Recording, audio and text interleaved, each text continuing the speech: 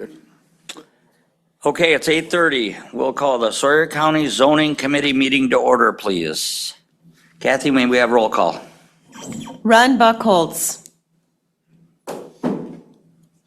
Tweet Schuman. Here. Kay Wilson. Dale Magnuson. Marshall Savitsky. Here.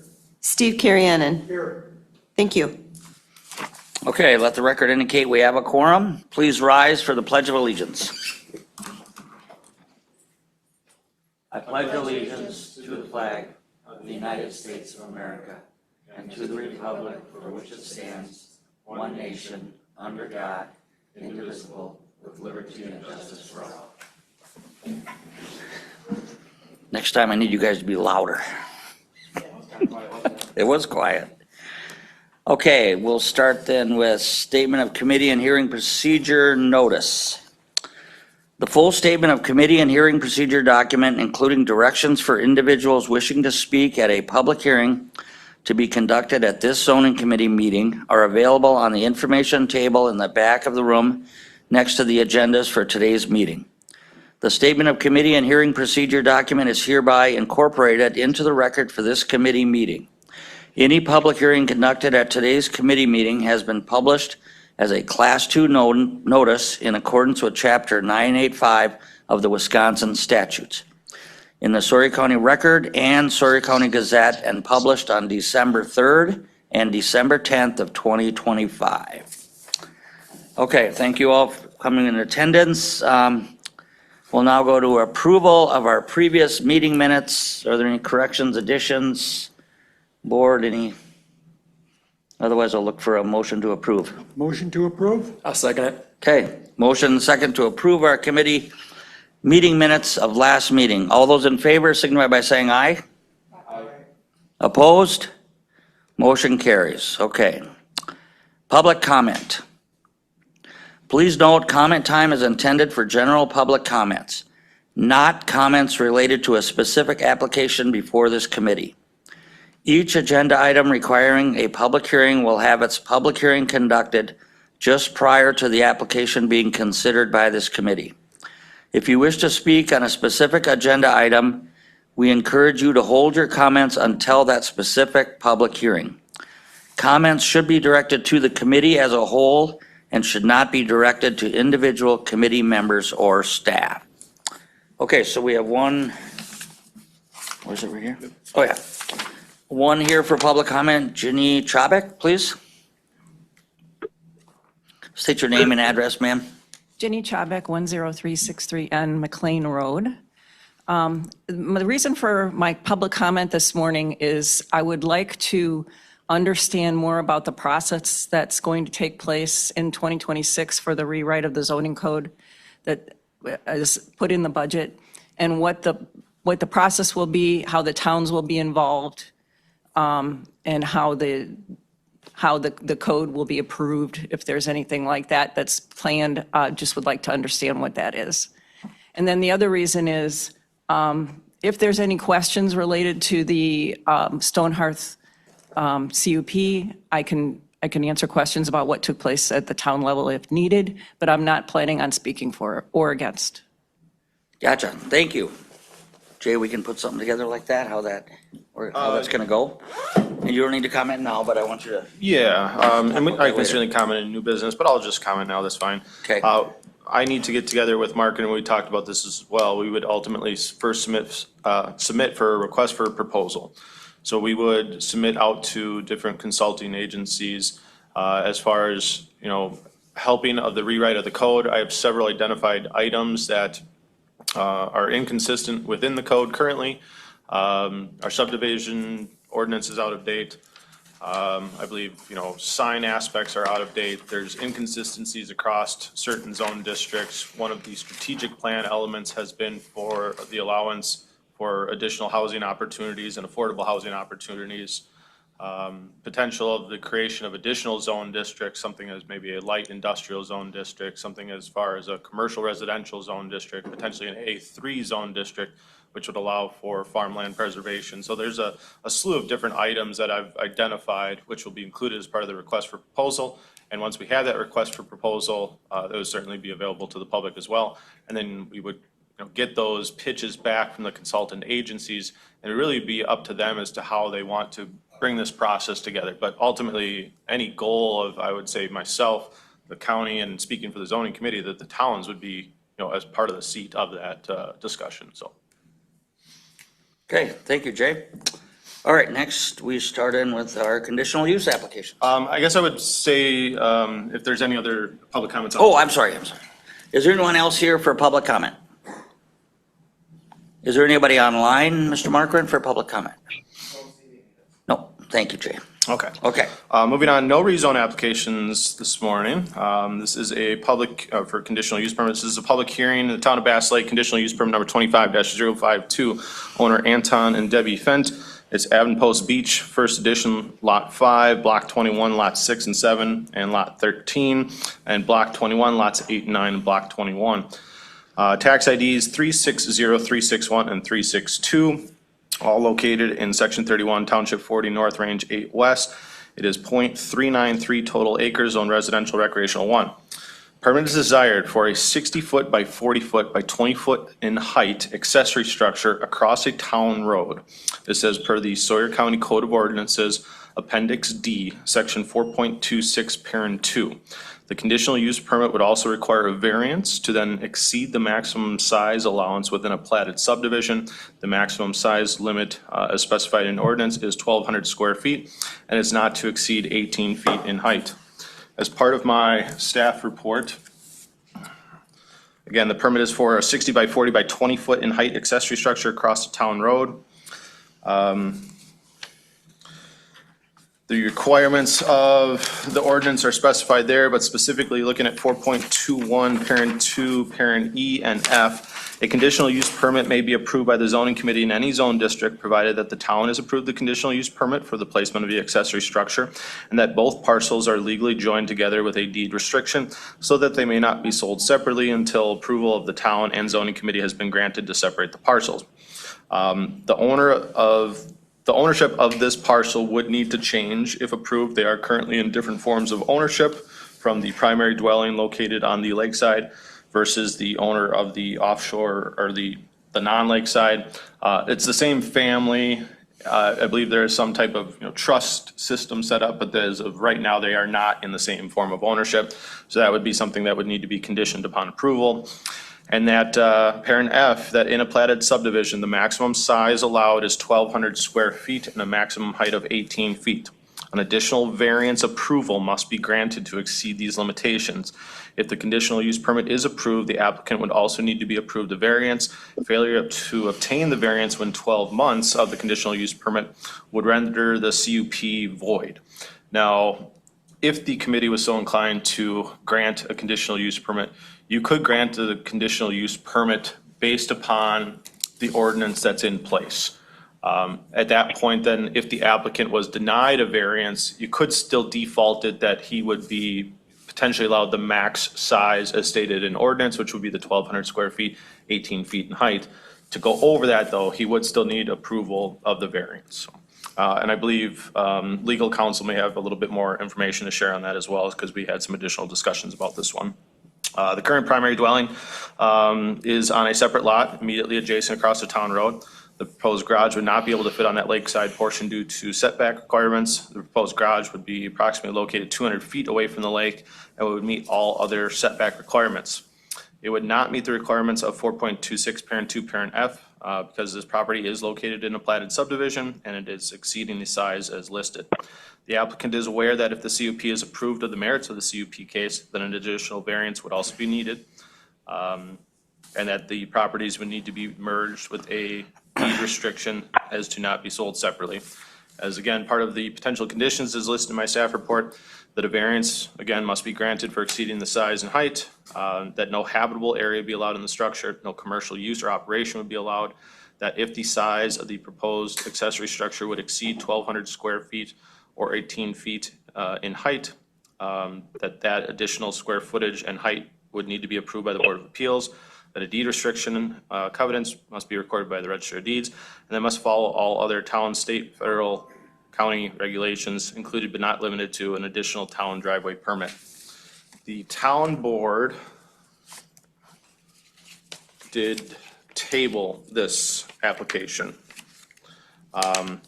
We've seen these types of requests before. What's this one here? Yep. The applicant requested that his town board review would not occur till January. I had talked to the applicant yesterday. They still wanted to proceed here today as to not have to pay additional publication costs.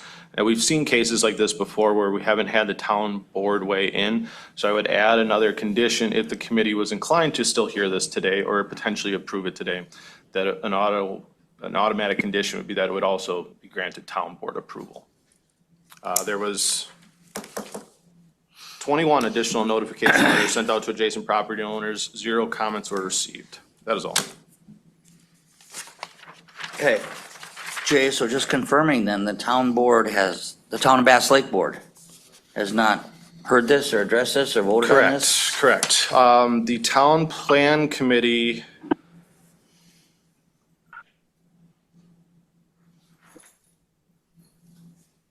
at the town plan committee, the applicant requested to table his conditional use permit until January. Our board did not review or discuss the CUP at board meeting yesterday. So I'm not sure if, that seems a little vague in the wording. So I'm not sure if the plan committee heard this then or not. Do you have, okay. Okay, should we still go to public hearing or do you wanna?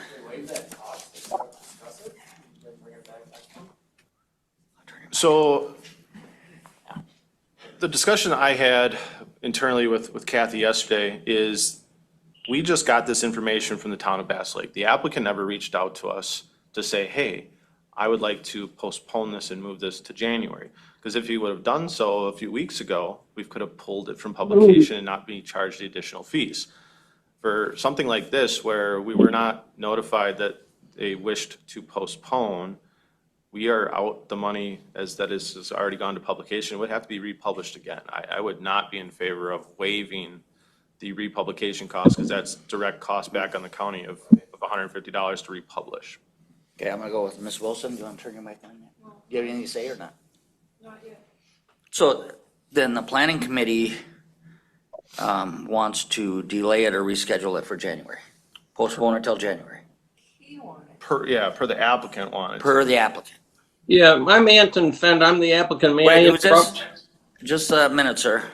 Do I need to go to public hearing or? let it- I would at least go to public hearing. All right, so we got the applicant online. Let's entertain a motion then to go into public hearing regarding CUP number 0, what number is it, Jay? Good question. 25052. 250502. Ms. Wilson. Motion by Ms. Wilson. And I'll second that. Second by Mr. Savitsky to go into public hearing. All those in favor signify by saying aye. Aye. Opposed? Motion carries. Okay, is the applicant online again, please? I am, yes, I am. Okay, sir, go ahead. Okay, my name's Anton Fent. Please call me Tony. Let me just give you a little bit about the planning committee. I actually sit on the planning committee for the town of Bass Lake. There was one person named Brandon, I don't know his last name. He lives in Minneapolis. He owns property to the west of mine. And he says that he thought that the potential garage would block his view of the lake. There's 130 feet of woods that he has to look through, so I'm not sure how much lake view he gets. But when looking at the beacon, his property is actually looking through my neighbors if you look from his house to the lake. And I would just wanted to meet with him. I've never met him. I wanted to meet with him and just see if there's anything I can do with the garage to make him happy. Either twist it a little bit, move it over, but just kind of talk to him that really this isn't going to obstruct your view. He lives in Minneapolis. I live in Houston. We haven't been able to make it to Hayward at the same time. So we're trying to do that. Hopefully that'll take place this winter. That's the only reason I asked. Just table it because I didn't know. I thought if I tabled at the Bass Lake level, it would not get to this level. But since it has, we can go forward and just make it contingent on Bass Lake, I think would make sense. I also put together a pitch regarding this garage, if you'd like to hear it. Jay did a super job of summarizing everything, but I do have a pitch for about 2 minutes if you'd like to listen, the reason I want to build the garage. Sure, we'll allow that, sir. You're the applicant. I appreciate it. If you look at Sawyer County zoning ordinance 4.26-2, it states the construction of a single accessory structure on an adjacent parcel divided by a public roadway that does not contain the principal structure may be allowed under this subsection by conditional use. Then it has A through F. If we go through A through F, the setbacks, my primary property is in Northwoods Beach. The lots are 30 by 100. Setbacks are 30 feet from the road, 75 feet from the lake. It doesn't work. Runoff, if I would build on my property, would run directly to the lake. Across the street, the adjacent property, the runoff would go south to my lower property, would not go to the lake. The proposed attached parcel is within 66 feet of the primary property, so it complies. The proposed garage will meet all setbacks. All properties to be legally joined together, I understand that will take place. And then the maximum size is at 1,200 square feet and 18 feet high. 1,200 square feet does not work. I have over 1,200 square feet of items in my airplane hangar. Derek, the airport manager, is always looking for more hangar space. Allowing this garage will open up room for a couple of airplanes. Also, I have 2 pieces of property on the lake across LCO Drive from the proposed garage. Each property complies with ordinance 4.26. The adjacent property has a plateau. The rest is a slope to the south. Could build 2 1,200 square foot garages, but does not make sense from a cost perspective. Regarding the height, my adjacent neighbor to the north has a 2,700 square foot garage, over 20 feet in height.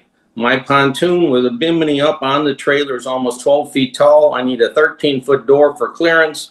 That would be a 15-foot wall height. 20 feet would allow ample roof pitch. 18 feet would work, but I need to build the garage stronger and also periodically blow off the leaves and sticks. That's my reasoning behind this. Thank you very much. All right, thank you, sir, for your comments. Oh, but, Mr. Fent, is it right? Yes, Tony? that's correct. You would be agreeable then if we were to postpone this for a month? We rarely approve anything not approved by or heard by the town board of jurisdiction.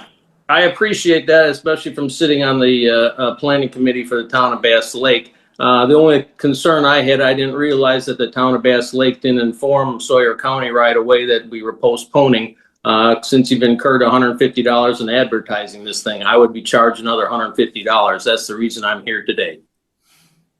Okay. All right. Is there anyone else here that would like to speak in favor of this CUP? Anybody online? Linda? Oh, yes, ma'am. Please state your name and address for us, please. Linda Zolmer, Edgewater property owner, not in favor or in objection, but I do believe that postponing the hearing would be the right thing, despite having heard, opening this hearing and then having heard the applicant's testimony. The town has not had the opportunity, and if they were to place a condition, you would not have had the okay of the applicant. Thank you. Okay, thank you. Anyone else wishing to speak in favor? Anybody else online, Mr. Markren? No? Okay. Anyone out here wishing to speak against this CUP? Nope. If not, then I'll entertain a motion that we come out of Yes. My name is Rebecca Swanson. I'm Brandon's wife, and we own the property on Summit. The only property that's there when we bought the This is the property. Okay, and you're wishing to speak against this? Yes. Yes?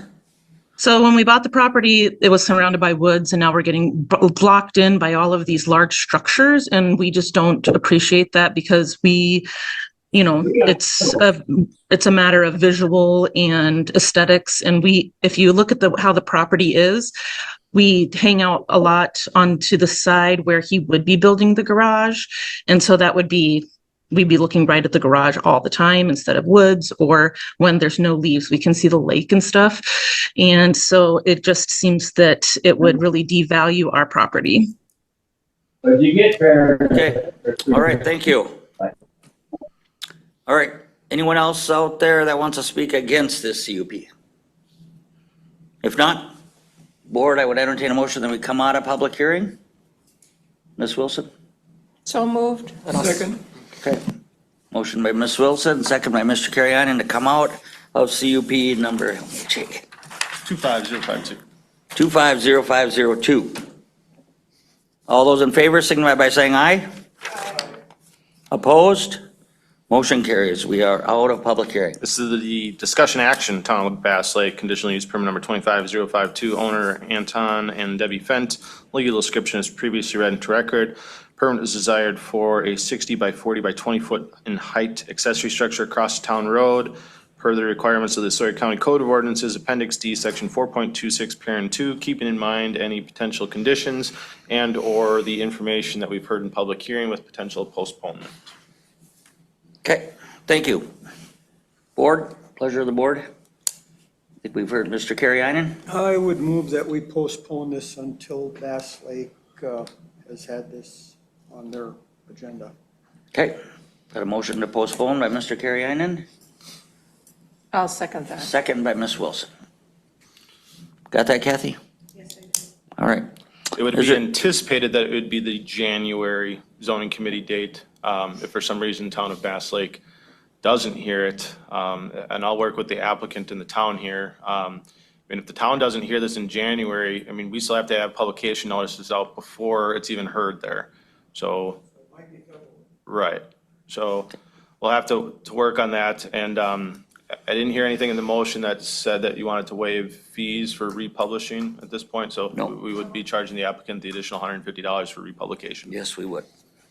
Okay, I got a motion by Mr. Carrionen, second by Ms. Wilson to postpone. You got all those comments? Rebecca has her hand up. Oh, Good morning. okay, so in discussion, Rebecca? Yes, real quick.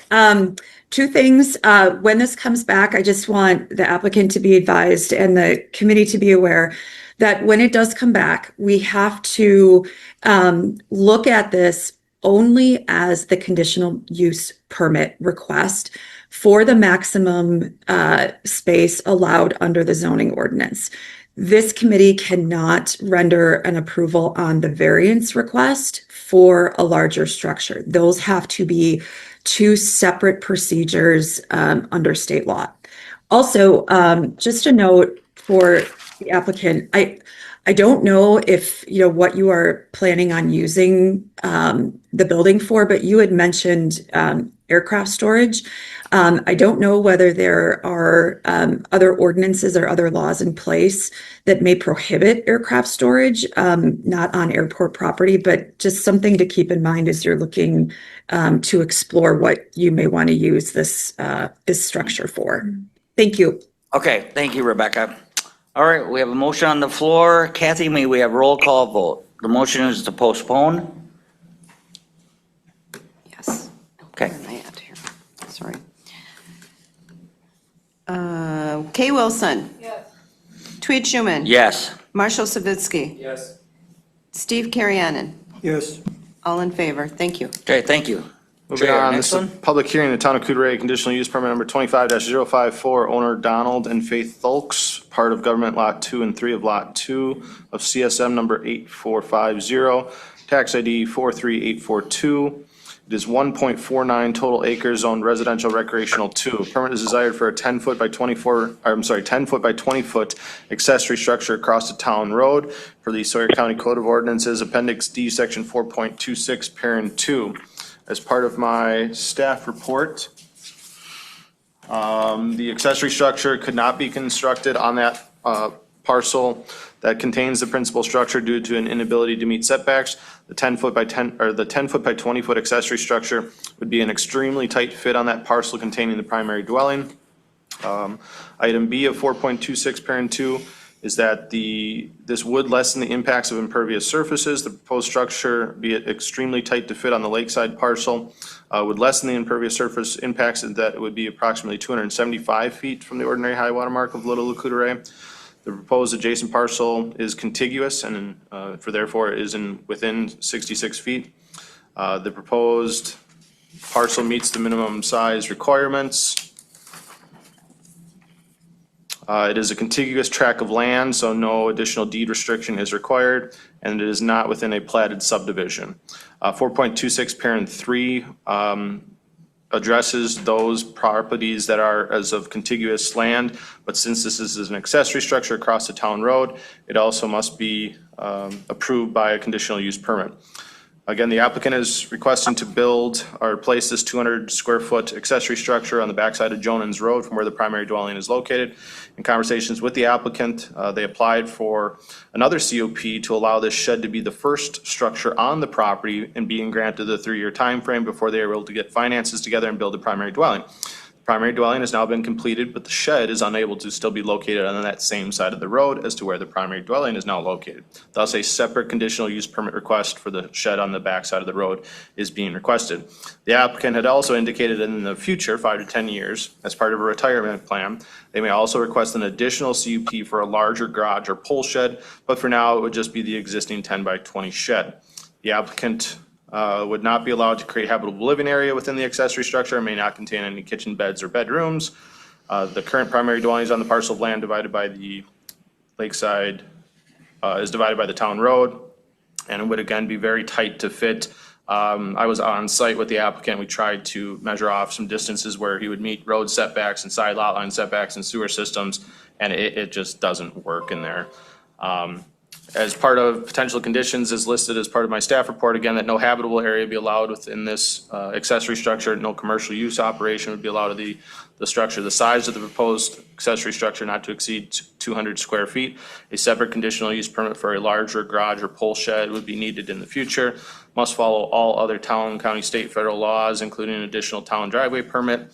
That a Sawyer County land use permit has already been granted for this shed back in 2021, but we would require an amendment to that permit to show the new location of it, and that the conditional use permit go with the property. By action of the town board, motion was approved. James Bassett, chairman, Phil Miles, supervisor, Jeff Haney, supervisor. There were 8 additional notification letters sent out to adjacent property owners. 0 comments were received. That is all. Okay, thank you, Jay. All right, then I would entertain a motion that we go into public hearing on CUP number 25-054. Make that motion. I'll make that motion. Mr. Savitsky, second by Mr. Kariainen, Second? to go into public hearing on CUP 25-054. All those in favor signify by saying aye. Opposed? Motion carries. We are now in public hearing. Is the applicant's here? All right, sir, state your name and address, please, for us. Donald Thulkus, and the address, the structure will be at 6682 Jonans Road, Stone Lake. Okay, anything you want to share with the committee? It's a shed. A shed. And the town board approved it. Jay, what is your comments regarding a tight fit? So again, they had the shed out there as part of the conditional use permit for an accessory structure on vacant land, being granted the 3-year time Yep, frame to build where the house. home is now. Right. Where they put the home, it makes it a really tight fit to kind of fit this shed in. So you have, specific road setbacks. There's a sewer system on the south side of the property. So to kind of fit the shed, in this location, it doesn't work because the sewer system is right there. We looked at a small little area kind of up in that north corner of where the house is, just above the word town on the map that you have up right now. And it would have to get turned in there in such a weird configuration that you would never be able to really access any of the doors in it. So this actually was brought to our attention as part of an order of correction process, in that the applicant has already moved the shed across the road. And again, therefore, we are now requesting that he be granted the conditional use permit, allowed to keep it there in its current location. Okay. Kathy, please note that Mr. Magnuson is present now. Thank you, Dale. All right, Does the board or committee have anything for the applicant? Any questions, concerns? So do you plan on building a second accessory structure? No, in the future, if we built a bigger structure, this shed would leave then, or I think we're only allowed one structure on that side. So why don't we But that's a approve a long larger ways away. structure from the very beginning Sure, you certainly could. You to could the approve- maximum?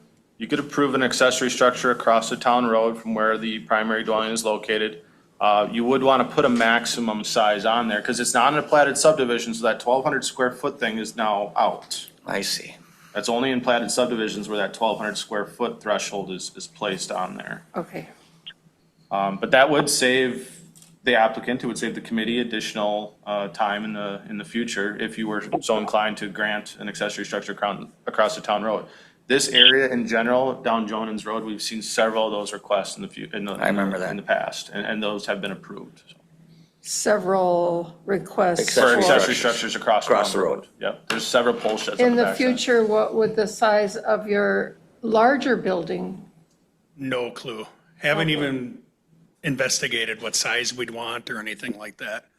All This is right, just to legally have the shed over there. all right, let's, Sure. But I think Let's what address Kay is that. trying to do is, No, she's trying to I help, love she's what trying to she's help you Yeah, out she's in trying to help the you. future. So if you were to I for say, both of us. yeah, I just don't want to give you bad information on a size that we might consider in the future. Okay. I mean, if you want to make it for as How big as I about can 40 by possibly. 60 by, I saw that in here and I would kill for that. All right. Is there If any you other want to make it business? 40 by 60 by 20, I'd love it. Okay, sir, thank you. Committee, have any other questions for the applicant? No? All right, thank you, sir. Is there anyone else here that would like to speak in favor of this CUP? Anybody online, Mr. Markren? Thank you, sir. No? Okay, if not then, is there anyone here that would like to speak against this CUP? No? All right, then I would entertain a motion that we come out of public hearing for CUP number 25-054. Ms. I'll Wilson? make that motion. Okay. Mr. Carriennen? Motion and second to come out of public hearing on CUP 25-054. All those in favor signify by saying aye. Aye. Opposed? Motion carries. Jay, we are now out of public hearing. this is the discussion action, the town of Coudray, conditional use permit number 25-054, owner Donald and Faith Folks. Legal description is previously read into record. This request is for the placement of an accessory structure across the town road from where the primary dwelling is located. It is all in one contiguous lot. The size as requested by the applicant as of right now is a 10 by 20 shed. I'm actually looking up, if you give me a moment, I was gonna look up the size of the neighbor's garage to the south to kind of get a justification that if the committee was so inclined to grant, a larger size so that the applicant would not have to come back for additional approvals. The accessory structure that was approved in 2021 for Paul Manka, similar process, was a 32 by 56. I think that would give the committee pretty good justification that you could grant up to a 32 by 56 by 18. Got it. Keep in mind other conditions as listed in my staff report and findings of facts for any potential motions you would make. All right, thank you, Jay. All right, committee, discussion action.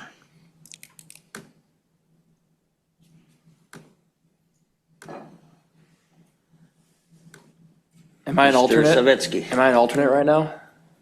Now that Dale's here? No, because you're an acting member. Yeah, I turned it off. so Okay, I could, can't then? Pull up that info real quick. Oh, got it he here. can't, okay. I make a motion to approve it. Okay, To approve up to, what was that, what did Paul Manka, right? What was that numbers again? That 32 by 56 by 18 in the future, with the conditions that Jay did set forth. And, in your staff report. Yep, yeah, in the staff report. sure. And then, findings of facts.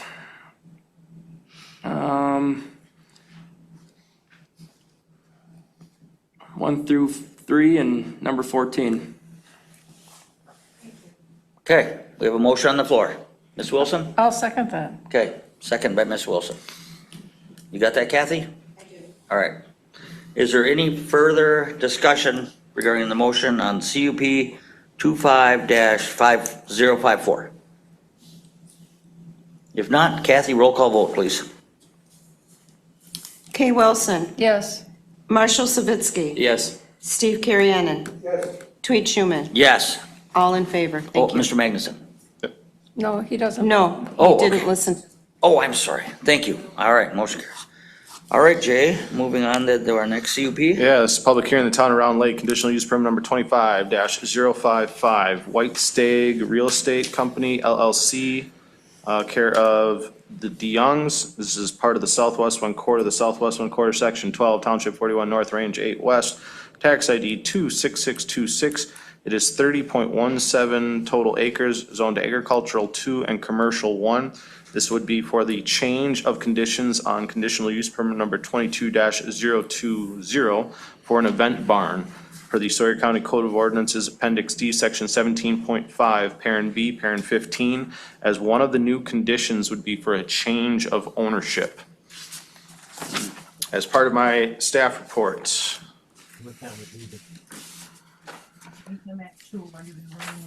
again, this is a change of conditions of conditional use permit number 22-020 for an event barn. The original 22-022 was granted to the owners with the following conditions. That would be operational, again, these are the previously approved conditions. Operational May through October. All functions must cease at 11 PM and start no earlier than 10 AM. Indoor rental only for smaller groups and private parties less than 50 may occasionally occur before 10 AM for breakfast. No motorhomes, RVs, trailers, or tents and the like are permitted on the White Stag grounds. I believe one of those was already allowed at a, private, like a shelter tent would be allowed for an event barn, just that people aren't able to tent camp. So keep that in mind. That all trash must be bagged and put in covered in trash receptacles. The trash is then removed and put in larger dumpsters at the tavern at White Stag. Again, these are previous conditions that were put on. Meals, food prep are served by licensed caterers. That beer and wine liquor sales requires town board license and served by certified bartenders. Parking to remain entirely on the property. No town road parking is allowed. There's larger parking lot on the grounds. That adequate number of portable restroom units and garbage receptacles would be provided per the event according to the industry standards. Capacity not to exceed 250 feet. That the conditional use permit valid only for the current owner. New ownership will require renewal or a new conditional use permit. That it must meet all other federal, state, county, and potential town laws or ordinances included but not limited to state licensing and permits for event barns, and must get approval of the town road supervisor regarding entrance and exiting of the property. The event barn has been in operation for the last several years, and the Zoning and Conservation Office has not received any concerns or complaints within that time. The property is now under contract and looking to be sold to the new owners of the Stone Hearth Acres. This change in ownership must be solidified with a potential approval of a new conditional use permit. The current owners and potential buyers would be utilizing an existing vent barn on the property with additional space to be provided for outdoor tent areas from a preferred vendor. The other plan of operation is attached as a separate document. There's also additional maps included as part of this as well. As part of the new potential conditions, and this is as possible conditions for approval by the zoning committee member in conjunction with the applicant's statement that they've indicated and as part of the record. They would like to be operational year-round, with April through October being the prime wedding timeframes. In conversations with the applicant, they were looking at potentially hosting smaller, like a paint and sip type of event during the winter months. So, much smaller parties during the winter. But again, they're primarily focused would be on the wedding timeframe season. They were acceptable to the other hours of operation as listed as number 2 of the previous conditions, that all functions must cease at 11 PM and start no earlier than 10 AM. That indoor rental for smaller private groups, less than 50 people may occur occasionally for breakfast before 10 AM. Again, no motorhomes, RVs, trailers, or tents or the like may be permitted on the White Stag grounds, now to be called Stone Hearth Acres. That all trash be bagged and put in covered trash receptacles. Trash is then removed and put into larger dumpsters rented by Stone Hearth Acres on the property. That meals and food prepped are served by licensed caterers. Beer, wine, liquor requires town approval licensing and served by certified bartenders. Parking to remain entirely on the property. No town road parking is allowed. There is larger parking grounds. I'll hold off on the only accessible by Bethel Road comment because I do have an additional statement to make for item number 12. That the applicant would still need to provide adequate number of portable restroom units and garbage receptacles, which will be provided per each event according to industry standards. The capacity not to exceed 250 people. That the conditional use valid for the new potential owner, and that any new ownership will require renewal of the conditional use permit. This would be reflected as conditional use permit number 25-055 and would only be valid for the owner and operator of David Friend, Elizabeth Friend, Maxwell Disher, or Casey Disher. Must follow all other county, state, federal laws, including any potential town laws or ordinances, including but not limited to state licenses and permits for event barns. And that the applicant must have approval of the town road supervisor regarding entrance and exiting of the property. I've had additional conversations with the town road supervisor. I forget his last name, but it is Doug. Forget his last name. Yes, thank you. He has indicated to me that in his opinion as the town road supervisor, that the main access for the guest using the event barn should be limited to Twin Lakes Road access, and that only other staff or caterers or those needed to set up other items of the actual event barn, they would be able to access off of Bethel Road. I will show you a quick photo of that. This was one of the main discussion points last time that we had this conditional use permit back in 2021. Here you can kind of see a little bit of a map. So this is Bethel Road, and here's the driveway off of Bethel Road. This is a large just storage building. The actual event barn is right here, but the main parking lot for the event is kind of in this location. The concern with the town road supervisor is that if there was a large amount of people coming off of Bethel right here and continuously kind of trying to get on Twin Lakes Road, traffic that would be coming from the west coming from the east, heading west, has a slight kind of blind hill or a blind driveway as they come down. And the fear was that if there was multiple people coming off of Bethel in that location, it could prevent or it could have some type of safety concern. So there is another access right where you kind of see lake as part of Twin Lakes Road. So that main access would kind of come through here, and then individuals would have to kind of make the curve around to the parking area. So those were the conversations I had with the town road supervisor. And those were the other conditions as listed as my staff report. By action of the town board, motion was approved. James Strandland, chair, Kay Wilson, supervisor, Marvin Scott Breck, supervisor, Dan Palmer, supervisor. At a duly noted meeting, the town board of the town of Round Lake reviewed conditional use permit number 25-055 for the property located at 12558W Twin Lakes Road. In its review, the town board considered the application materials, public comments, and the Sawyer County zoning staff report, and specifically relies upon findings of facts 1 and 2 as presented in the staff report. Based on those findings, the town board finds that the proposed conditional use is generally consistent with the intent of the applicable zoning district and complies with the county zoning standards, and is not anticipated to adversely impact surrounding properties when operated in accordance with the conditions of approval. The town board supports and agrees with the conditions recommended by the Sawyer County zoning staff report and finds those conditions necessary and appropriate to mitigate potential impacts and ensure ongoing compliance. According to the town board, does not object to the issuance of CUP 25055, provided the permit is issued subject to all conditions outlined in the Sawyer County zoning staff report and enforced by Sawyer County. The town board respectfully forwards this recommendation to the Sawyer County Zoning Committee for its consideration and final action. Signed, Frank Lucian, Town Clerk. There were 19 additional notification letters sent out to adjacent property owners. 0 additional comments were received. That is all. All right, thank you, Jay. I did have a question though, Jay. I know under your staff report, it talks about no motorhomes, RVs, trailers, tents, and the like are permitted on the grounds, correct? Correct. And then later on, it goes down and talks about vendor tents, Yeah, so the that- tents that are referencing there is basically no overnight guest. camping. Correct. Okay. This is not to be set up as, hey, bring your RV and you Yeah. can stay after the wedding.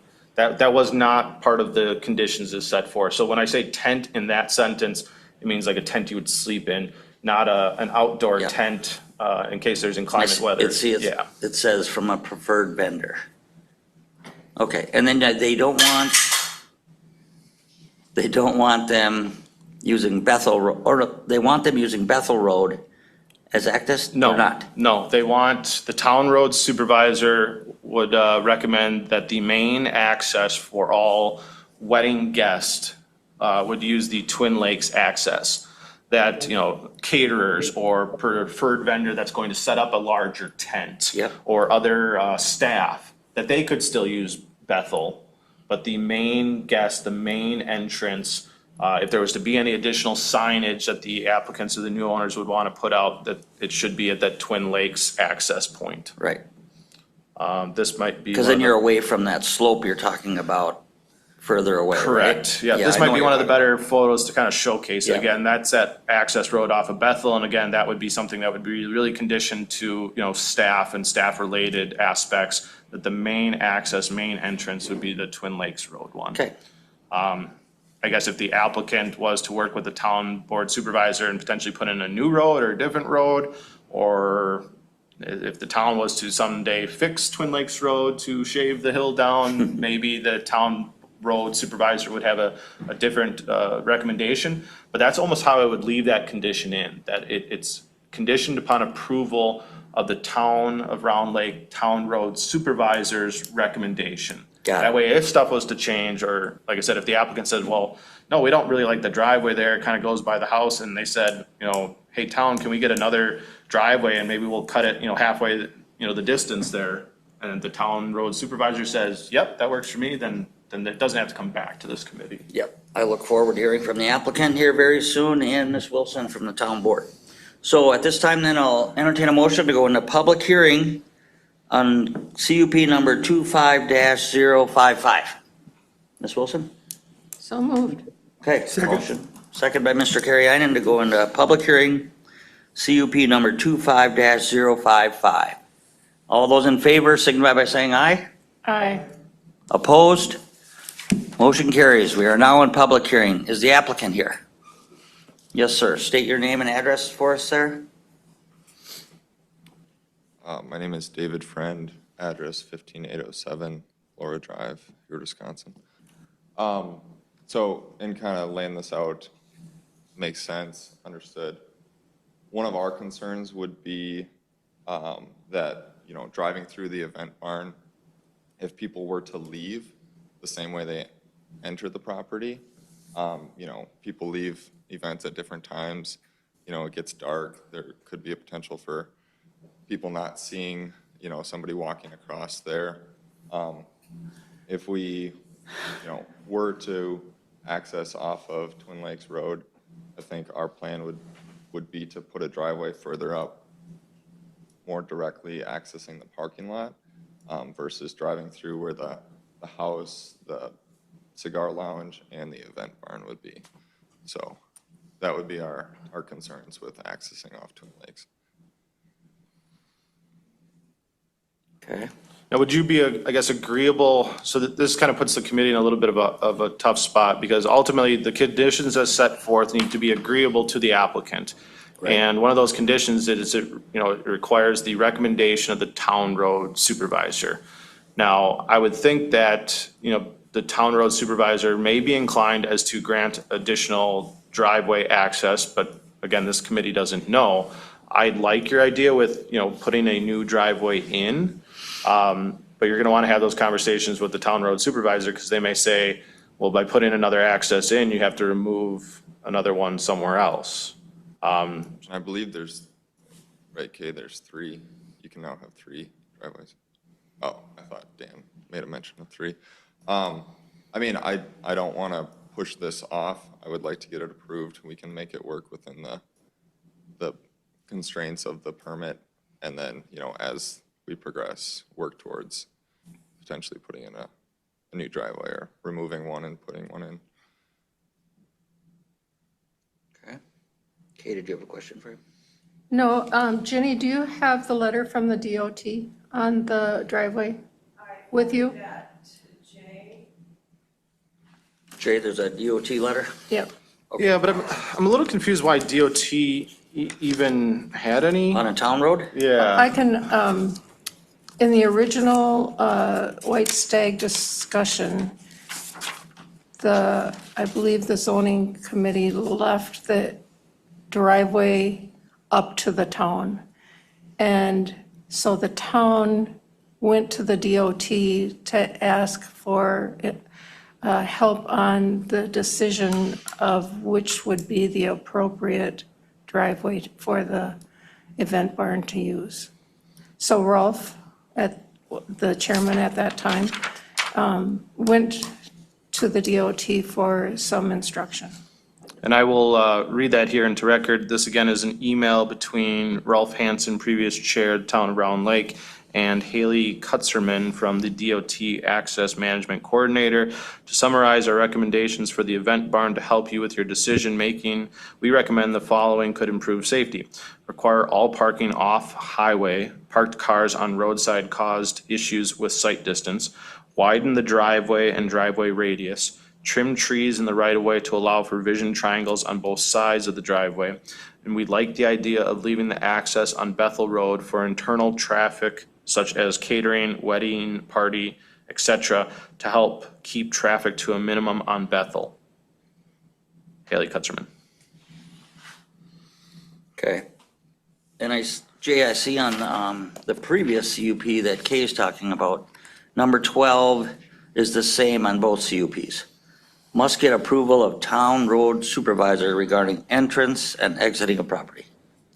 Correct. Correct, And so I that- think you would want to leave that condition, I because agree. again, if the applicants are able to, I don't know, potentially get a variance for a third driveway, or remove the access off of Bethel and put like a large, circle around that other big pole shed, and then cut a road straight out to the south to Twin Lakes Road, and the town road supervisor says, yeah, that'll work, then that's their approved access, so. Okay, But as of right now, the approved one, according to the town road supervisor, is the one currently off of Twin Lakes Road. Okay, and we can work within that. so Mr. Friend, you're agreeable then to all these, the staff report and all the new changes? Yes. And the town board, Jay, is agreeable to year-round? Yep. Okay. All right, committee, anyone else have questions for the applicant? No, if not, is there anyone else here that would like to speak in favor of this CUP? Okay, Ms. Zelmer?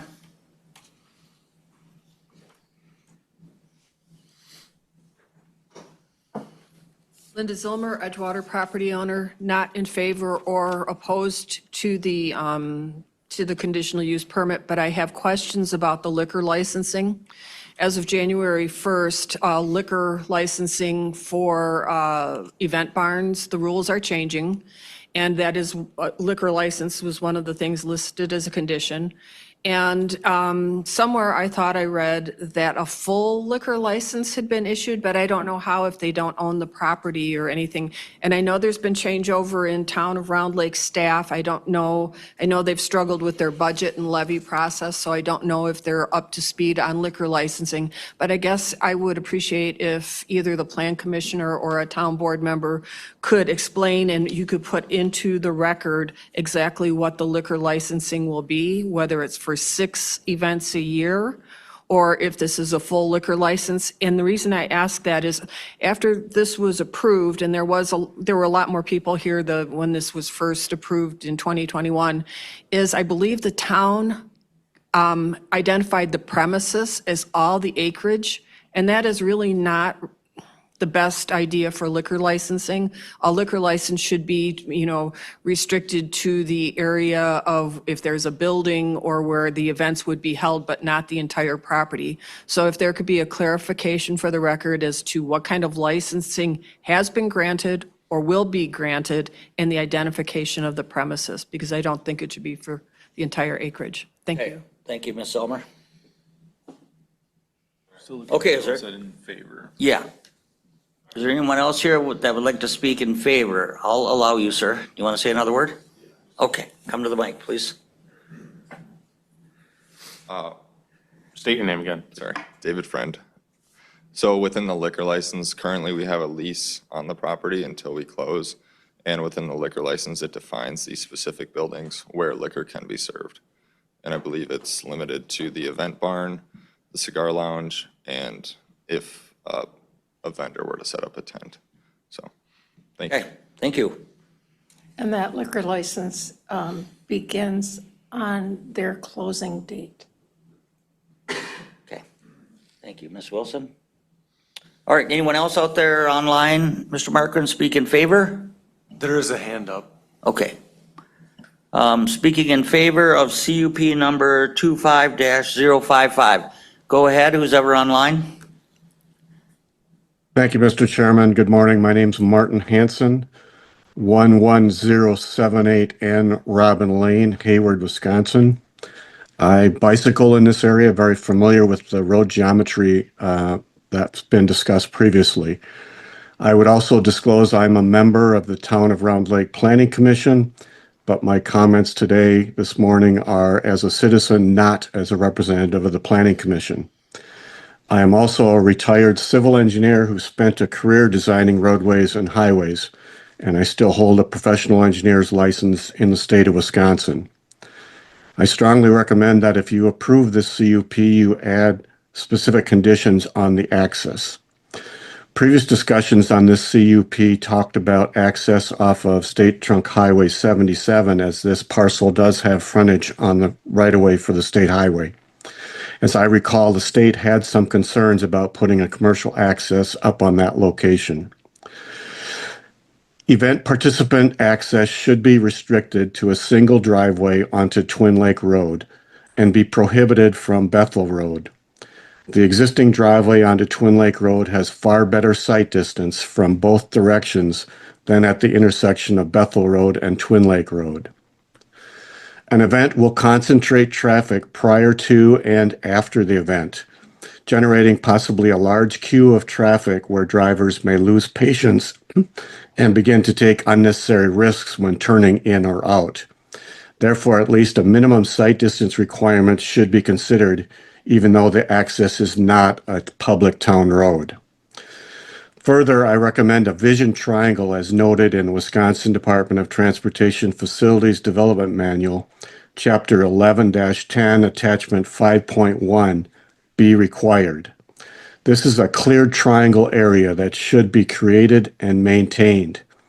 That triangle for a 45-mile-an-hour posted speed on Twin Lake Road is measured from the intersection of the center lines of Twin Lake Road and the driveway, going 150 feet east and 115 feet west along Twin Lake Road and 75 feet north along the proposed driveway. Much of this area is within the road right-of-way already. The remaining portions should be kept cleared.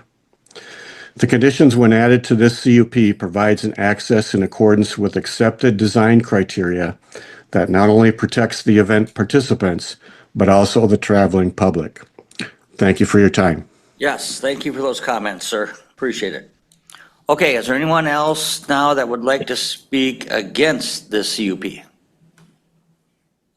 Anybody online, Mr. Markern?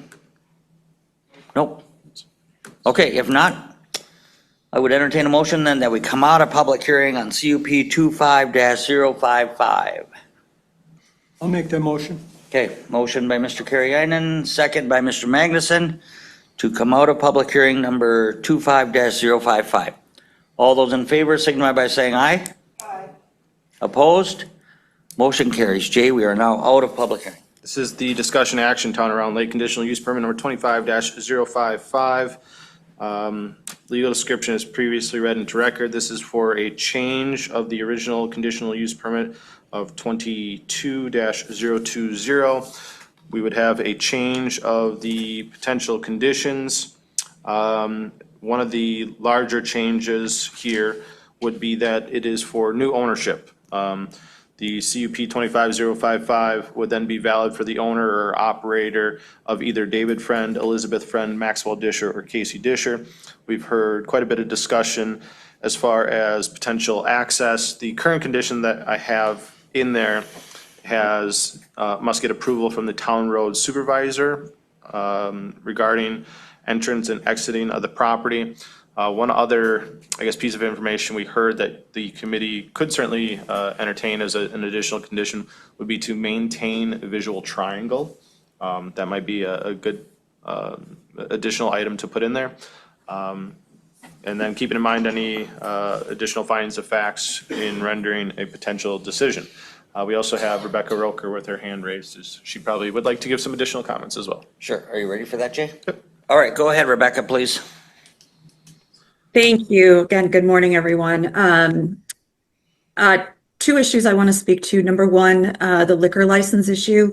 The condition that Jay has in his staff report, number 6, that is an appropriate condition for you to impose.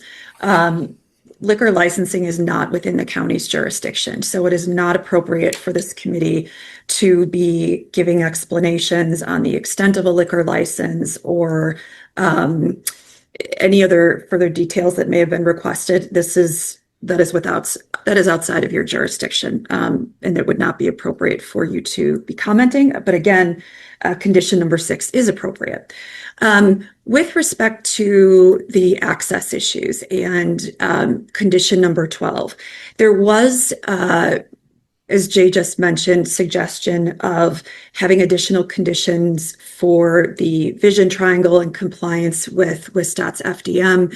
I recommend that you do not do that for a few reasons. Number one, access on this property is outside of your jurisdiction. These are town roads, and there is some portion of the property abutting a state highway 77. That puts access within DOT's jurisdiction and the town's jurisdiction. I do not want the county to get in the middle of a potential discussion from access or regarding access from DOT. And so I have questions, and I feel like I can say this as former chief legal counsel of DOT regarding extension and overreach by DOT in this situation. Perhaps not intentional, just trying to assist the town. But I don't want the county to step into that potential mess with DOT. So I think that the condition you have in front of you in the staff report, number 12, is appropriate, but I would not advise expanding that.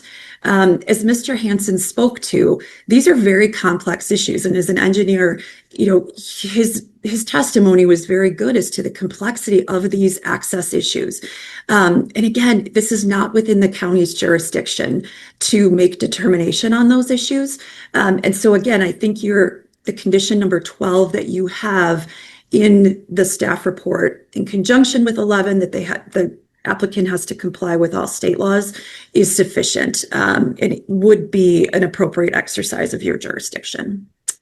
I'm happy to answer any questions you might have too. All right. Thank you, Rebecca. I appreciate it. You have anything more, Jay, regarding discussion action? Okay, committee. What do we think? We heard a lot here today, and Rebecca's comments at the end were very good. Okay, Ms. Wilson. I'd like to see number 3, no motorhome, RV, trailer, tents, and the like are permitted for overnight occupancy. I think that would solve that question. So you want to edit that to say Yes, no overnight occupancy? right. And then I would like number very 7, parking to remain entirely on property, no town road parking allowed. There is a larger parking lot on the grounds accessible by Twin Lake Road. Driveway. Yep. The driveway on Twin Lake Yeah. Road. Got that, And then Kathy? do we need to That's very put good. in there catering and event managers can assess the property from Bethel Road? Yeah, you probably would want to make some mention of that. Access on Bethel Road only permitted by 4, only permitted for, catering and event managers. Or, your thoughts, Jay? Yeah. I think you would want to, just so we have a clean record, re-ask the applicant yep. if they're agreeable. Mr. Friend, could you come to the podium again, please? There were a couple edits, you probably heard them here. Are you agreeable to them? Yes, one question I had is, we're talking about accessing the property off of Twin Lakes Road. If people leave the property, can they leave off of Bethel? That was, I don't think you meant that, Ms. Wilson. Well, number 12 says approval of the town road supervisor regarding entrance and exiting of property. That would encompass.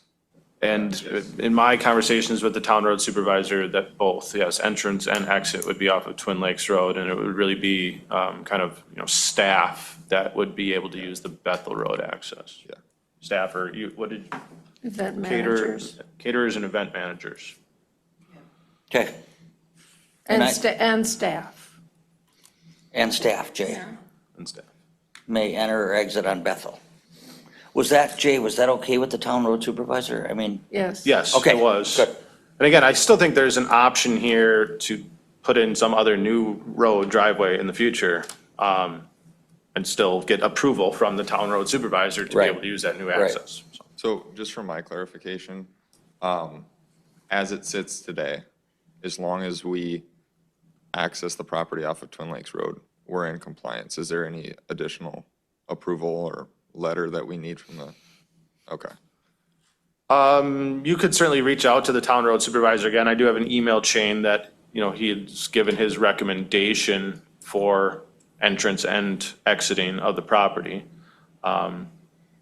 And I can certainly give that to you for your records, but I could also give you his contact information, and I'm sure you probably were going to want to have some additional discussions with him in the future as well, so. Okay. and Mr. Friend, we're in the middle of making this motion, so the changes that are coming up, we would just want to make sure you're agreeable to them. Yes. Okay, go ahead, Ms. Wilson. Are there anything else?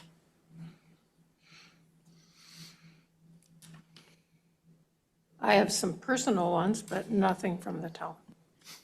Okay. Kathy, you have that motion, correct? Now I'm looking for a second, so we can open this up for discussion. Mr. Kariainen, I'll second. and a second by Mr. Kariainen. Okay, Kathy, can you read that motion back for us, please, for discussion? Well, it wasn't a full motion because it was just a change to the conditions. So Go ahead. a full motion would have to be made Okay, to approve. The floor is yours, ma'am. The CUP 25-055 with the possible conditions as listed and amended, with the findings of fact that it would promote public health, safety, and convenience of general welfare. It would encourage planned and orderly land development, and it would protect property values and property tax base. okay. And Mr. Kariainen, are you still good with that second then? Yes, I am. Thank you. Okay, thank you. Motion and second. When you're ready, Kathy, I'll have you read that back, please.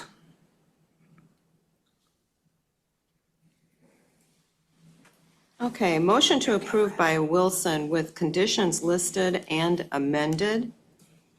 Carrie Annan has seconded it.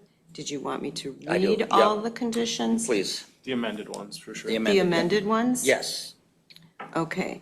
Number 3, no motor homes, RV trailers, tents, and the like are permitted for overnight occupancy on the grounds. Good. Okay. Bethel Road access will be used for catering, event managers, and staff. Only. Otherwise, only accessible by Twin Lake Road. Good.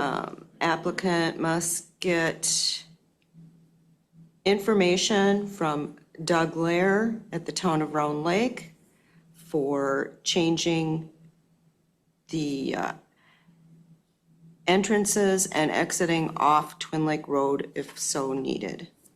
Kathy, I Bethel. think that should be changed to the Town of Round Lake Road Supervisor because Okay. that job may change in the Oh. future from Doug. Hopefully not, but for a long time, but we need to keep that generic. Yes, I'm sorry, Round Great. Lake Supervisor, I changed that. Did you want the findings of facts? Yes, she listed them. That was a motion, and did you second that? Mr. Carrion did, but I'll Carrion. make sure he's good with any Yeah. changes we just made. Carry on. Okay, findings of facts, promote the public health, safety, convenience, and general welfare. Number 2, encourage planned and orderly land use development. Number 3, protect property values and the property tax base. Perfect. And again, Mr. Carrion, you good with that second then? Okay. Got a motion and a second. Is there any further discussion from the committee? If not, Kathy, roll call vote, please. Kay Wilson. Marshall Savitsky. Yes. Tweed Schuman. Yes. Dale Magnuson. Steve Carriani. Yes. All in favor. Thank you. Okay, thank you. All right, Jay, We're on to new new business. business. So Does as anybody of- need a short break or are we good?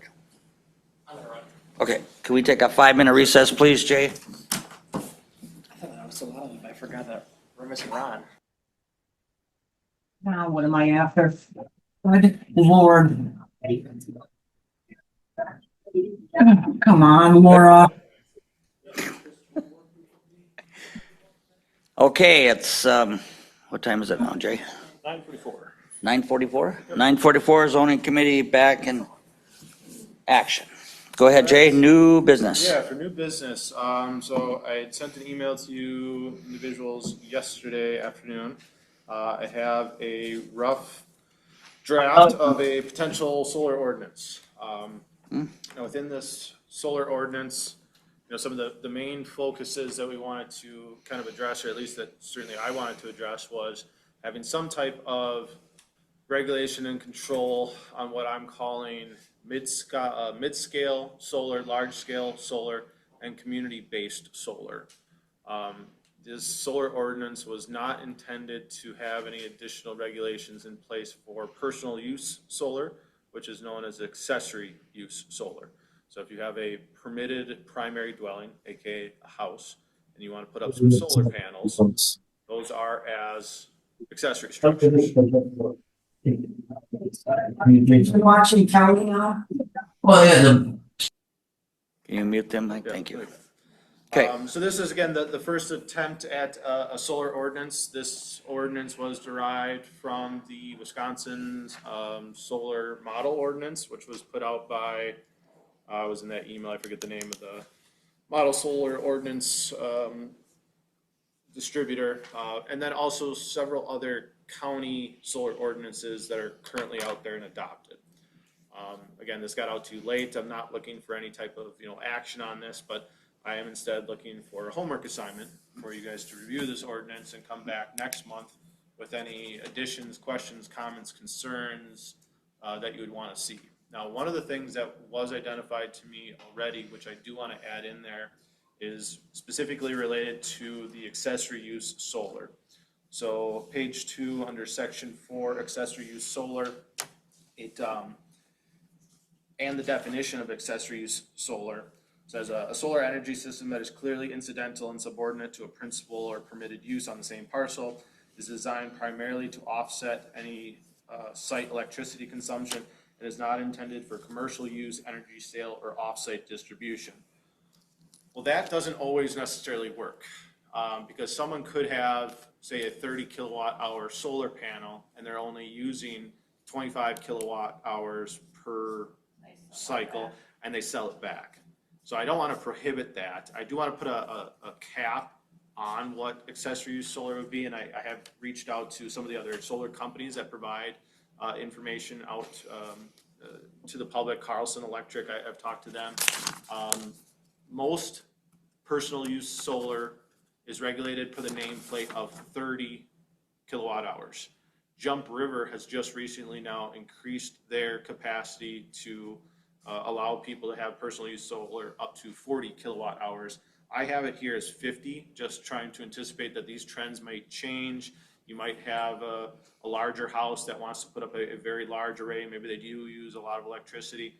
So I still wanted to condition it as part of a 50 kilowatt hour, but I do want to change that definition that it's still an accessory use even if they're selling it back to the grid. It's not their primary driving focus. They're not putting up these panels specifically to sell back to the grid. It's just that there's excess that they're still accounting for. So that was mentioned to me, so I do want to change that definition. Again, we can go through this a little bit now, but I mean, you probably haven't had a chance to review it or Right. see it or anything like that. But again, that would be your homework assignment to kind of read through this. And I would almost, at that point, then also ask the committee to task legal counsel to also potentially review this to see if they have any, legal issues with this potential draft ordinance as well. From there, as part of a January discussion item, I would like to get your additional comments, hopefully work through that ordinance at that time, and then potentially send it out to the towns for town board approval. We do have a moratorium still in place, but, we've seen other ordinances that, the towns deny, we have to make additional changes, has to go back to the town, has to get a public hearing, has to go to county board. So I do want to keep moving on this potential adoption process. Good. Ms. Wilson? In reading through this yesterday, one thing jumped out at me on section 4, which is the second page. It says community scale solar energy systems may be permitted only by conditional use permit. And then on section 8, it's not listed as needing a conditional use permit.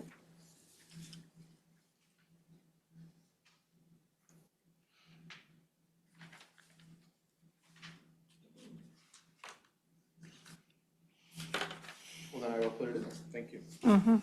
Good catch, Kay. Go ahead. So does this also include the BESS? Is that? It does. Is that what people are talking about, these big units that are storage units for energy and? Yes, so the battery energy storage system, BESS systems, they're generally seen as kind of larger containers. They're more than just your standard shipping container, but they have that kind of same, look to them. They're, larger,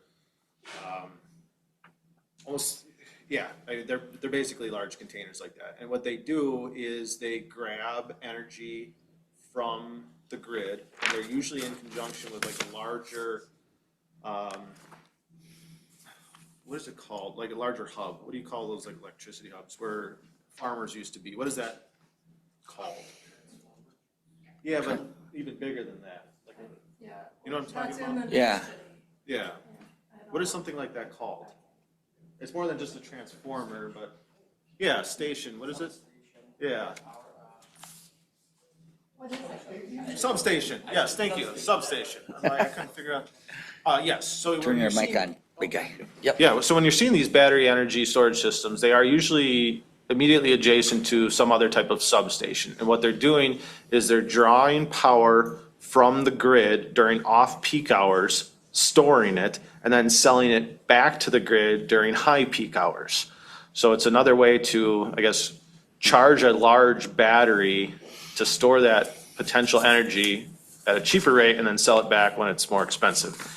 And we have not seen or heard of any requests yet, but I would assume that they are coming. It'll be in our lifetimes that you'll see some type of request for that. So I do have that as a conditional use permit process as well. Larger, things that you hear with those are, visual aesthetics. There is generally going to be a noise or a hum associated to those BESS systems. So having additional screening or buffering or additional setbacks, and that is indicated and listed as part of this potential ordinance as well. If the committee feels that it should be larger distances or specifically only allowed per certain zone districts, that's some of the homework that I'm looking for feedback from this committee on. Okay. And just to make sure the committee is okay with legal counsel reviewing this as well? Yeah, yes. Have you emailed it to Rebecca or not yet? Yep, just yesterday with you guys as well. Okay, good. Good. All right, Thank you, Jay. Kathy, we'll make sure we add this to next month's discussion, new business, okay? And the only other one, I guess, as far as community-based solar, for those that, aren't familiar with what community-based solar is, I was reading a couple of different other county ordinances. So this is something you generally see in like a subdivision, or say like a new strip mall development, where let's say out by the casino, there's that large block of commercial. Let's say someone wanted to put in a little strip mall. You are seeing those strip malls now also do some type of solar array specifically for that strip mall. It's more of a community-based focus. It's not for an individual person selling directly back to the grid, but it's a larger use for that individual project. Also as part of like a subdivision, let's say you had a 12-unit subdivision and now they wanted to put up a 2-acre field of solar panels to, supply the electricity to that subdivision. So that's what we're seeing on those community-based solar system energies. I do have it, and this again is information obtained from other counties, that those community solar stations would still be less than 20 acres in size. Now that is a pretty big request of size of the acreage, but it is for that specific need of that development. It's not just out in the middle of nowhere selling back to the grid, it's for that individual development. So again, would never anticipate something like that here, but you never know, and you want to have some forward thinking on some of those. So. Okay. Then moving on, if there's no other questions with the solar ordinance for now. Hey, Jay. Yep, go ahead, Rebecca. Yeah, I just wanted to say too, that the Wisconsin Counties Association has lots of resources available on solar ordinances discussions. We've done several in the boardroom presentations. So those are a great resource for committee members to familiarize yourself in more detail with the solar facilities, BESS facilities, and the PSC regulation. So I just wanted to throw those out there and encourage the committee to check out those resources. Good. Okay, thank you. What else did you have for us, Jay?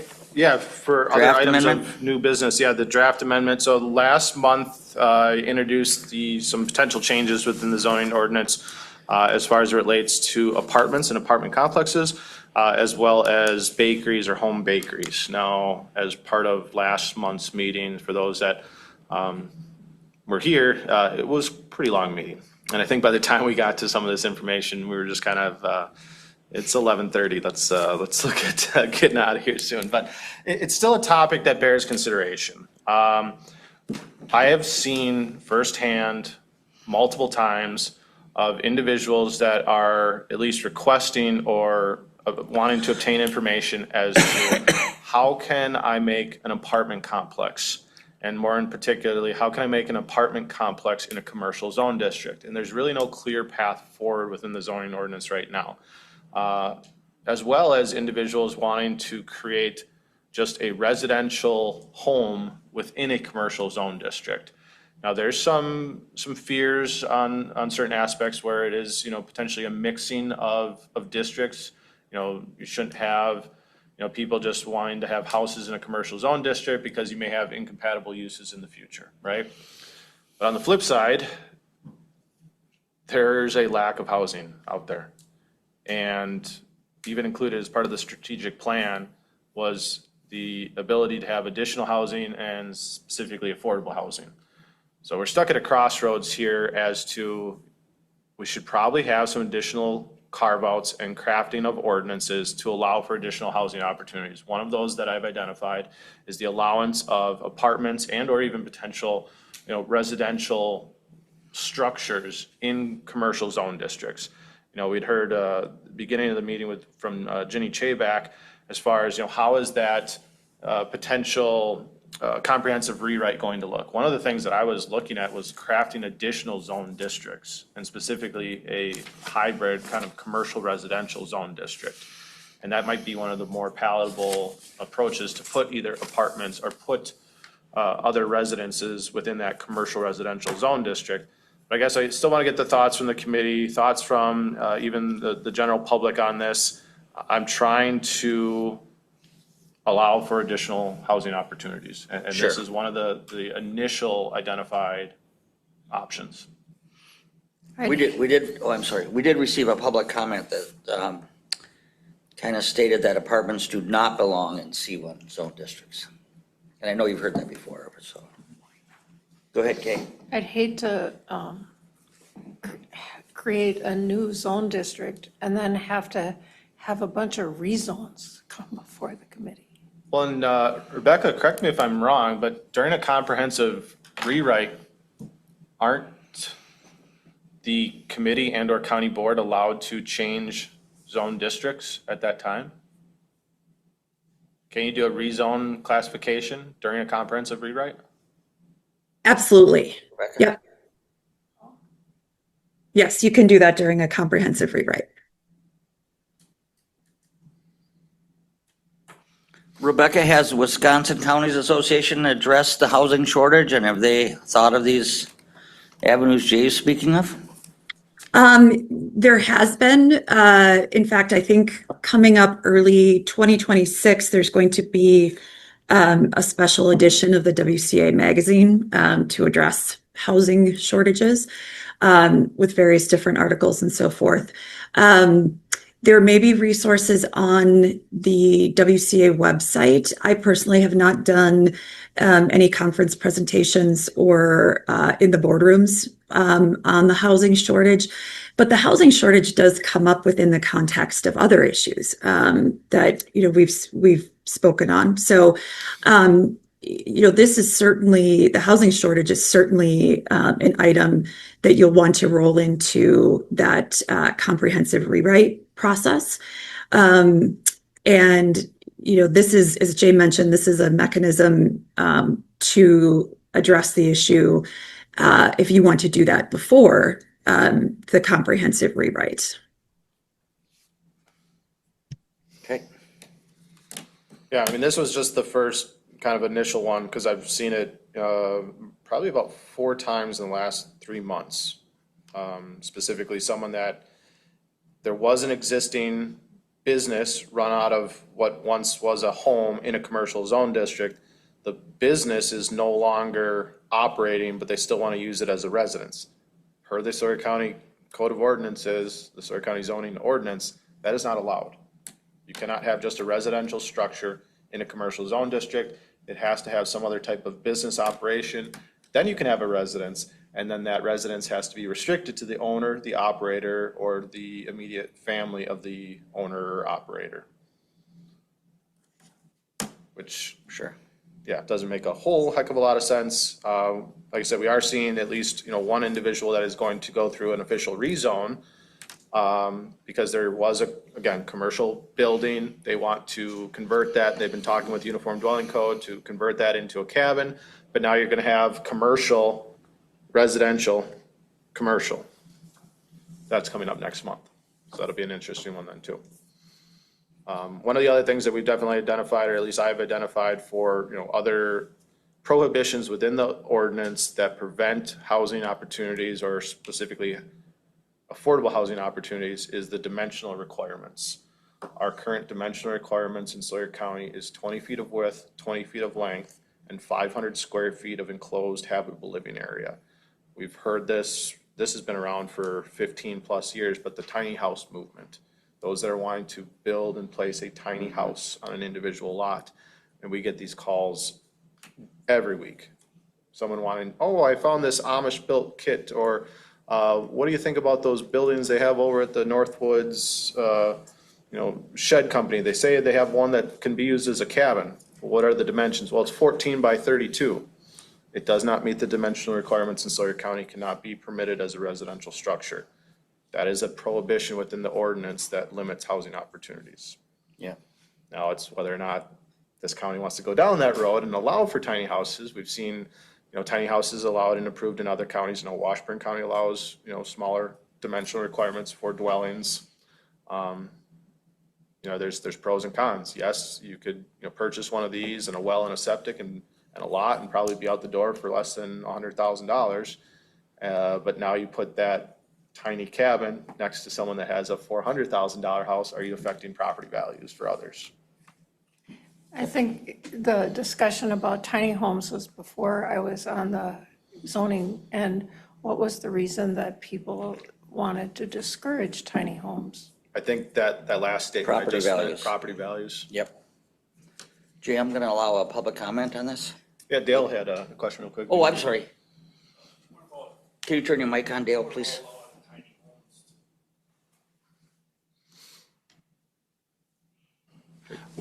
What about allowing maybe tiny homes to be adjacent to a permanent home where you could provide housing for somebody that's kind of down and out, doesn't have the funds to own a primary residence?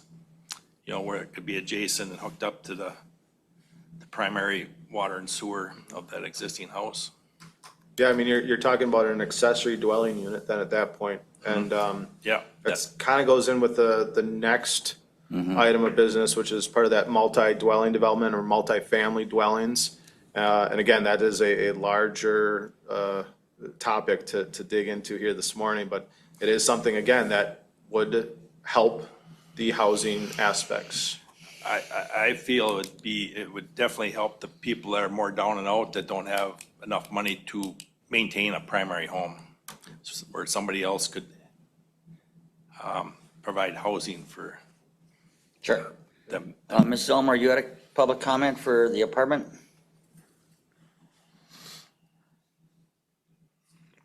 Linda Zilmer, Edgewater property owner, and I also attended all the multi-dwelling development ad hoc committee meetings, and I would encourage zoning committee members to watch those so you could see the reasoning and how that committee put together its recommendations and what its recommendations actually were as compared to maybe what had gone forward for review. The Sawyer County zone districts found in Appendix D, Section 17, they each have a primary purpose for those zone districts. And the discussion at MDD ad hoc was very much about keeping residential type uses separate from commercial. There's a definition that they proposed to have removed of multi-dwelling development. And instead, they recommend just having multifamily dwelling. An apartment was listed under multifamily dwelling. And I believe there was specific discussion about that is different than a boarding house or anything like that. When you get into the discussion about the larger housing needs of Sawyer County, I don't think that consideration has been given yet that affordable housing means that you most likely would have your dwellings in your affordable housing in the city of Hayward, the village of Radisson, in winter, where there's public water, public sewer, schools, commercial, and other amenities, as opposed to allowing small, individual, small dwellings in far-off places. Again, it's providing cost of community services and what would be most convenient for those families who would want to move here and maybe get by with fewer vehicles. So I do believe that I have an issue with the definitions for apartments, but I think as the work that has already been started, apartments were not deemed appropriate for C1. And in the past, there have been rezones from C1 to R1, and I don't know of one that's been denied to allow. And I think you're going to see more of that as well. All right, And thank you, the Ms. smaller, the small size was originally the footprint of a house or a dwelling was larger, and probably about 20 years ago, it was downsized to 500 square feet. But again, it was, if you're going to have to provide community services way out in the woods or whatever, then the property value should at least provide enough property taxes to support that dwelling. Thank you. Okay, thank you. All right, Jay. Yeah, and really, I guess it's, up to the committee as to what they would potentially want to do with this ordinance amendment. I mean, if we don't want to move forward with the, apartments in commercial zone district, so be it. We can certainly have Well, I don't those think- I items don't in think we said discussion that, though, again. yeah. You're right. We certainly would want to have those discussions again per any type of comprehensive rewrite. The bakery is the other one that we've seen. There are at least two that are occurring that I'm aware of right now, both of them being located in agricultural zone districts. There's nothing in ordinance that really gives a clean definition of what a bakery is or a bakery use is, but we are seeing these home bakeries popping up, people that are making, breads and cookies and cakes, and I myself have visited one and it was amazing. Great pastries that they have. But it doesn't really align with the zoning ordinance. We're still looking at potentially allowing that as a potential conditional use within those zone districts and really kind of looking at, structuring some hours of operation, looking at sewer system sizing and capacity. It was related to a bakery use. Parking. Parking, correct, Yep. signage, all those other things that kind of come in with Yep. that. I see certainly a bakery or someone that's, making, that stuff not as a commercial aspect to, ship it out in some truck and it goes to, Marketplace or, Kroger's or, gets distributed throughout the area. I mean, these are people that are making, a couple loaves of bread and then a day, and then having them for sale at their residence.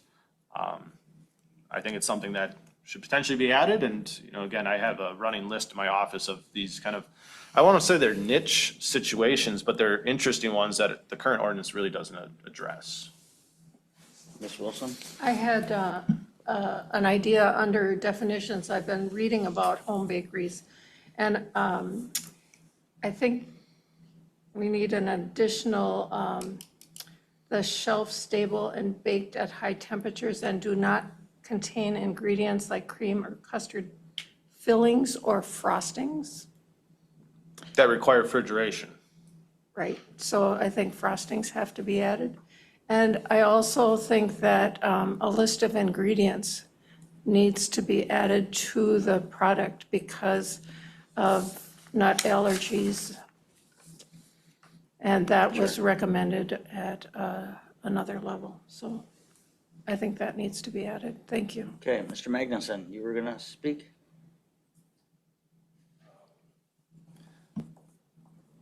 I just don't think the zoning board should hinder these small little businesses in any way. Try to help them flourish in our county, and not try to hinder them and try to Restrict them, huh? promote it and help them. And yeah, so the ordinance has to be kind of out there so they can establish their little operation that they want to establish without going through a full-blown commercial deal there, but I'm not sure how to accomplish that, but so, yeah. All right, thank you. Mr. Savitsky? I was kind of thinking the same thing, just for the ingredients wise. I wonder if someone with Health and Human Services would provide a better recommendation on that. Good. Getting all those comments, Jay? Yeah. All right. I guess I still need some clarification as to which route we want to go on this. I think I have this listed as discussion possible action to send to the towns. Now, both of them are listed in there, apartments and bakeries. If we want to, postpone apartments, or if we want to relook at apartments, that's fine. If we want to just, move forward with some bakery amendments and move forward with those. Still looking for direction as far as what the committee wants to do or see here. I would make motion to move forward with both apartments and bakeries to pursue that. The amendments and the definitions, Mr. Magnuson, is that where or your motion would include sending to the towns? Yeah, sending it to towns. But to send to the towns to get their. And I would still add Kay's change to the bakery definition, though. I think that's a good clarification mechanism there. Have these gone through legal, Jay? They have not.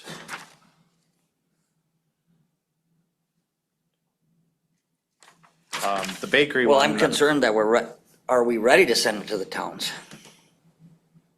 That's the discussion I need from you guys. Yeah, I mean, if it's not ready to go to the towns, it's not ready to go to the towns, but I mean, what else, I guess, what do you want to task me with doing with this? I can Well, I look to see what got other a motion counties from are Mr. doing. Magnuson that we Yep, send it to the towns. Yep, I'll second that. okay.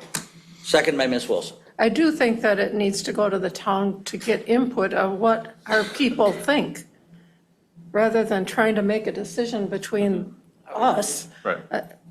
Let's see what they think. Yeah, I like that. Okay. I'll get this out Okay. to the towns and. So we gotta vote on it, Jay. So I got a motion by Mr. Magnuson, second by Ms. Wilson. Do you have it, Kathy? I do. That we add some amendments and edits that Kay mentioned, and Mr. Magnuson would like it to be sent to the towns for their input. Okay?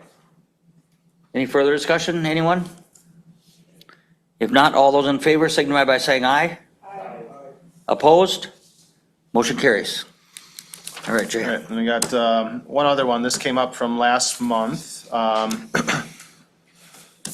It was directed by the chair of zoning committee that wanted to get a more comprehensive update as to where the MDD ad hoc committee had kind of left off. So the document that you have up on your screen was the last approved version from the multi-dwelling development ad hoc committee that was sent to legal counsel for review. Legal counsel has identified several issues in the draft. These issues were sent back to the chair of the MDD ad hoc committee and vice chair of the MDD ad hoc committee with no further direction from either of them as to how they want to proceed. And really it was more so the chair of the MDD. I think they were wanting to see if, what the committee thought about this before potentially having them, rework through some of the issues. The largest concern that is had in this draft are the aspects as related to the condominium form of ownership. And there was actually just some recent changes now with ATPC 72, which license and controls hotels, motels, and tourist rooming houses, where, and again, I'll have to go back to the meeting notes, but the new changes have new definitions as it relates to the number of units that are being rented, specifically related to condominiums. We have hundreds of condos in Sawyer County, those from old resort statuses that have now sold off and now are a form of condominium form of ownership. That is a specific form of ownership. And we are seeing that these individual owners, let's take us 5, for example, or 6, for example, each own a condo unit within a larger condo plat. Mr. Schuman is renting his unit out.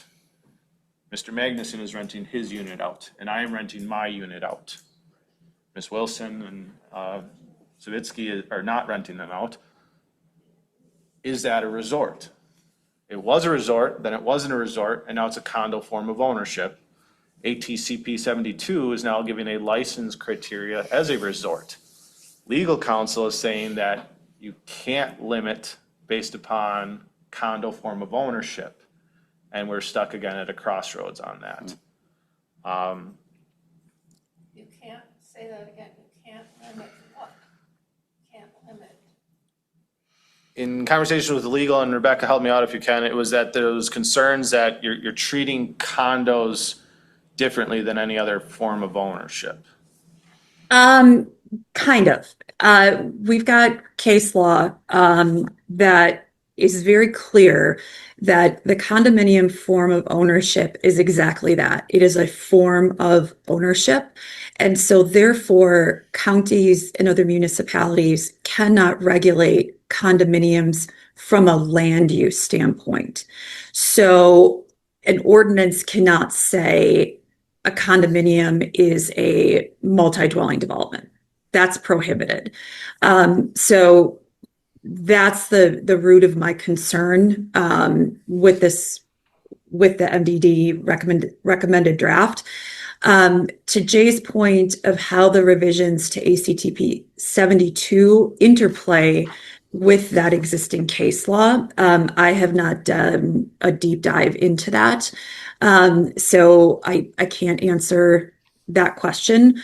But certainly when the county is looking at amending its ordinance and particularly the MDD ordinance, we have to take into consideration the changes to ATCP 72.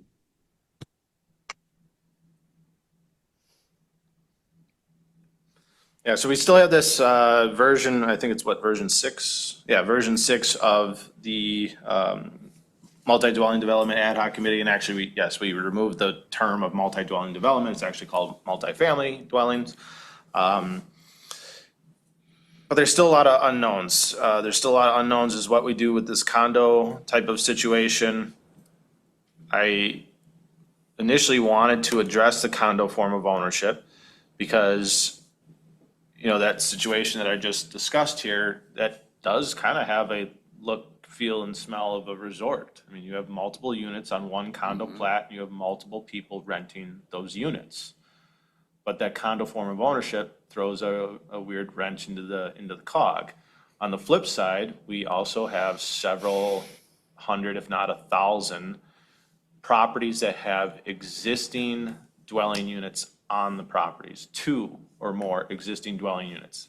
They may not be operating as a resort, but they, I'm going to use your example, Ms. Wilson. You're operating as a resort.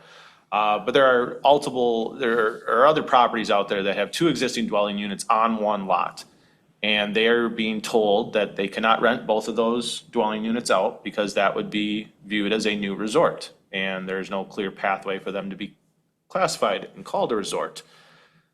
On the flip side, if we can't regulate condos, these other people that are saying that they can't operate a resort, they're going to go to a condo form of ownership, and then we're back to square one anyways. So this is what I've been really struggling with the version 6 that came out of MDD. There's no clean path, and you're almost telling people, well, there's a loophole in just forming a condo, and now you aren't bound by those other requirements. One of the other aspects that I had concerns with the MDD, and this is just me personally, I don't speak for anyone else on this, multi-dwelling development was removed from the RR1 zone district within version 6. It is currently found in the zoning ordinance as a use authorized by conditional use and was fully removed from the RR1 zone district. By doing that, you are creating a multitude of nonconformities. Yep. Are you on this committee, Jay? You should be. This ad hoc committee? No, I'm just, this ad hoc committee was appointed by the county board, and it was specifically focused on town board members, or town board representatives. I was there as a staff personnel. Okay. But they could hear your comments at these meetings? Yeah. Good. The other aspect that we still have an unknown, now the legislation has gone a little bit silent on this, but we still had the Assembly Bill 449, which had a potential inclusion of allowing accessory dwelling units on all lots in all zone districts that contain a primary dwelling or residence. I have not heard anything move forward with that, but it is still on the floor. And I would not move forward with any type of MDD inclusions or really any of this verbiage until that's either wiped from the floor, I don't know the proper legal terms, fails the floor, or we get some finalization on that. Because if 449 gets approved in its current form, this version 6 is, we're starting back to square one. Okay, well, that's a very good update. Any other questions for Jay on this update? Where are we going with this? My recommendation is we would at least wait to see what happens with 449. If 449 fails, I don't want to discredit or diminish any of the work that was done at the ad hoc level. I don't know if there's a chance to try to incorporate any of this pre-comprehensive rewrite or use the information and tell the consultants that, hey, we've had some work done, see if we can incorporate some of this work into a comprehensive rewrite. That would be my suggestion. Yeah, me too. But I would leave it up to this committee for additional guidance.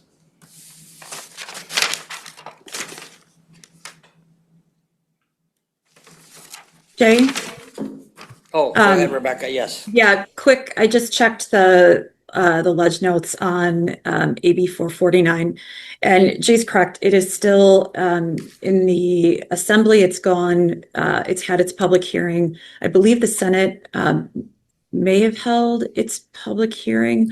So it's still active on the floor, if you will. And I agree with Jay. If this passes, it will completely change what the county can do from an accessory dwelling unit standpoint. And so, given it's an active bill right now, I think it's in the county's best interest just to hold off on taking action. Because if this passes, you're going to have to redo the whole thing. Okay, thank you for those comments, Rebecca. Mm-hmm. Jay, honestly, I feel all these in new business, A, B, and C need to be included in that rewrite, huh? Or at least acknowledged. Well, the A has to move forward quicker than that because I guess you could include that, but the aspect with A is that there's a current moratorium. The moratorium has a date to come off. Yep. And if that date comes off and we don't have an ordinance in place, you could see a solar facility get Or we submitted could for extend conditional. it, right? We could extend the moratorium? Yeah, Rebecca is probably not loving that, but I'm sure there's a way Okay. to do it somehow. Yeah, the original was for 9 months, right, Jay? Correct. Where does that put us? I believe it's April. April? Yeah, we have to be very careful in terms of making sure we can articulate a basis for the extension of the moratorium. 9 months is still reasonable under the law. Where courts get concerned is where you start to see more than 1 year or 2 years, et cetera. So I think that it is smart to continue working on the solar ordinance, regardless of the comprehensive rewrite. So continue to move that forward. And I think what Jay proposed to have it come back in January for a more in-depth discussion and I will review, I think is a solid plan. Because then if we get towards March and we're still not done, then we've got a very legitimate basis to extend the timeline for that moratorium. Okay, thank you, Rebecca. Yep.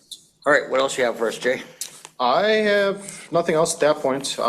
We do have individual with the hand raised online if you'd like. I don't know, who would that be? Ben Kurzweil, looks like. Ben Kurzweil. You want public comment on? You're the chair. Okay, Mr. Kurzweil, did you have a public comment on some of these new business items? I'll give you a few minutes, sir. Sure, Mr. Chairman, can you hear me? I can hear you, yep. All right, thank you. And I'm sorry, raise my hand this time. I had just heard secondhand that some statements have been made earlier about the multi-dwelling development committee. And correct me if I'm wrong, but I had heard secondhand that Mr. Kozlowski has stated that a version 6 had been sent out to the chair and vice chair including Ms. Roker's legal commentary. Is that correct? Yeah. Would that be? Sure. Well, I even texted Mr. Olson, the chair, and I can say as the vice chair that neither one of us received anything like that. I never got a version 6 with any kind of legal commentary from Ms. Roker. The last thing I received from Mr. Kozlowski was in October about a possible assembly bill going through the legislature. I heard that secondhand. I texted Mr. Olson to see if he had received it because I had not, and he said we'll no. make sure, I just want, Jay. We'll make sure that you get it then, Mr. Okay, I just wanted to make sure that we had never received anything about that at all. So thank you. Appreciate that, you bet. Thank you. Okay, anything else? Appreciate all your valuable time, everyone, and with that, we are adjourned. Thank you.